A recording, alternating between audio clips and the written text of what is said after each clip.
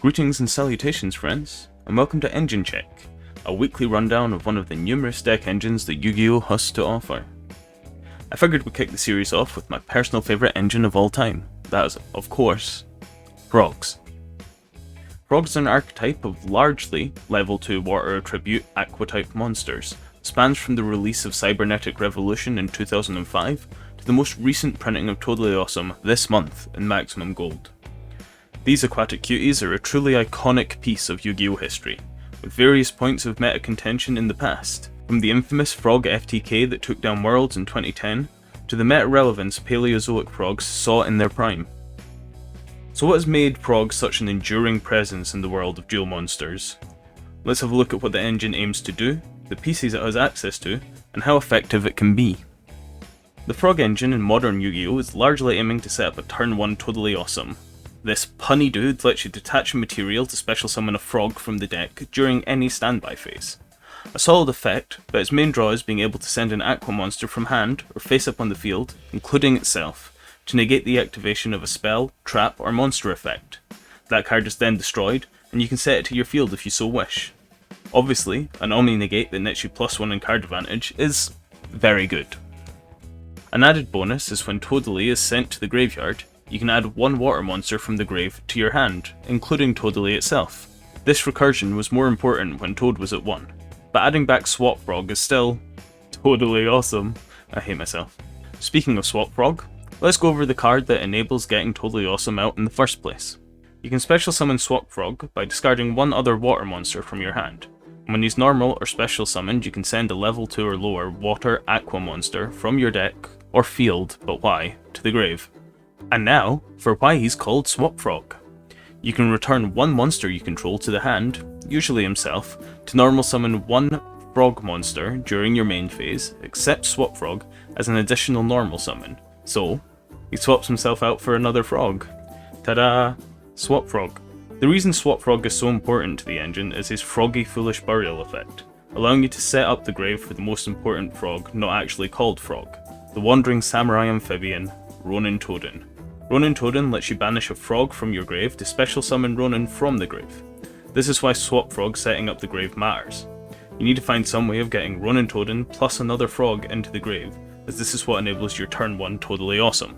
I think it's also important to point out here that neither Swap Frog or Ronin Toadin have a hard or soft once per turn clause. This can open up the ability to do some link climbing shenanigans outside of setting up Totally Awesome. Next up we have Dupe Frog, the perennial example whenever anyone asks about missing timing. I'm going to read Dupe's effect word for word so we can understand why this rascal refuses to resolve. When this card is sent from the field to the graveyard, you can add one frog monster from your deck, or graveyard, to your hand, except Dupe Frog. Sounds great, except from one little word. When.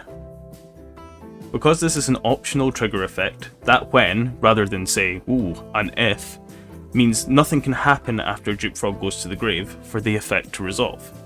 Link Summon. The Link monster is summoned after Dupe Frog is sent to the grave, so he misses timing. Same goes for tributing him, and so many other instances. So much so that Dupe Frog's search effect resolves less often than it fails. Which is a shame, as having a reliable searcher for Swap Frog would do wonders for the engine's consistency. Dupe Frog can also set up a small battle lock with 2 face-up dupes on the field, as he has an effect saying the opponent can't target monsters for attacks except this one. Largely irrelevant, but always good to know. Sometimes it comes in handy. And now, the last piece of the puzzle. The black sheep of the Frog archetype, being level 1 and being errated to have a once per turn clause. My best boy, and hands down favourite card ever printed. Treeborn Frog. Treeborn isn't as relevant with how frog decks have shifted through time. He's slow and requires you to control no spell or trap cards for him to be Treeborn again and again. This obviously doesn't mesh well with the back row dominated Paleo Frogs. As an old school Frog Monarch player, Monarchs nowadays are very reliant on the archetypal back row, pantheism, that Treeborn doesn't really feel like he has home anymore. Now I know Pantheon isn't actually one that stays on the field but requires you to send Monarch Spell or Trap, and then therefore you're running a lot more Monarch Spell and Traps that do stay on the field, therefore making Treeborn worse. Okay.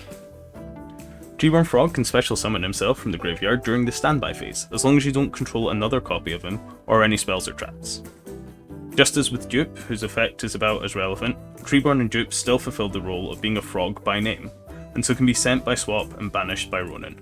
While Treeborn might not be as prominent in the frog engine as he once was, he will always have a special place in my heart.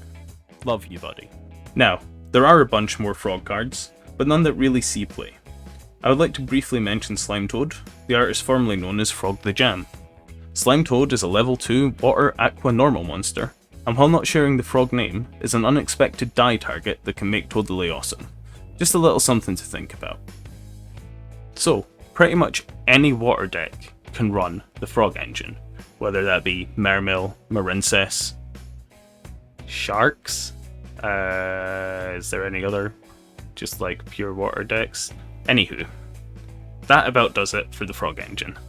Let me know if I did my favourite amphibians justice, and if you've enjoyed this engine check, like the video and subscribe to the channel. If you do, I'll never love you as much as I do Treeborn Frog, but I'll think you're pretty cool. Until next time then, Treeborn Frog checking out.